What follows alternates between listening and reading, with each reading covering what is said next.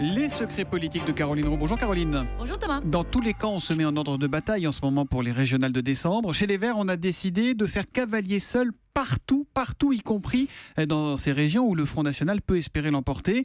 L'info politique, Caroline, c'est que cette stratégie des écologistes hérisse les socialistes. Oui, et c'est la colère froide d'un ministre qui donne le ton. On va les écraser politiquement par notre action, dit ce fidèle du président. Il parle bien des écologistes, on est d'accord. L'objectif est clair, siphonner les voix des Verts, profiter de la COP21, saturer l'espace médiatique avec des questions écolo. Alors les socialistes ne vont pas faire dans le détail. Le premier jour des universités d'été de La Rochelle, par exemple, sera consacré à la conférence climat.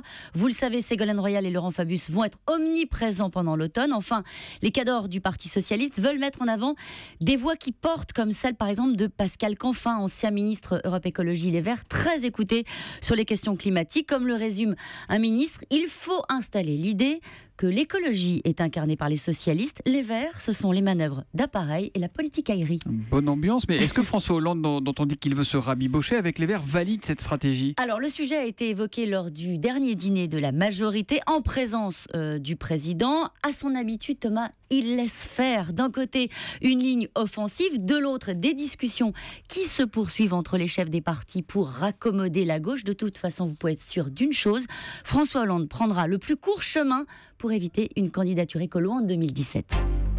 Caroline, Bouygues Télécom a donc refusé l'offre de SFR. Hier soir, on en parlait tout à l'heure. La question politique concerne la gestion de ce dossier. Qui gère ça tout en haut ? C'est le chef de l'État ? Alors, toutes les prises de parole d'Emmanuel Macron ont été validées par l'Élysée. L'entourage du président assure qu'il a suivi les événements au plus près, mais le chef de l'État ne souhaite pas s'exposer sur le sujet. Par ailleurs, comme on me l'explique à l'Élysée, Patrick Drahi, le patron de SFR, ne fait pas partie des patrons qui visitent le président de la République.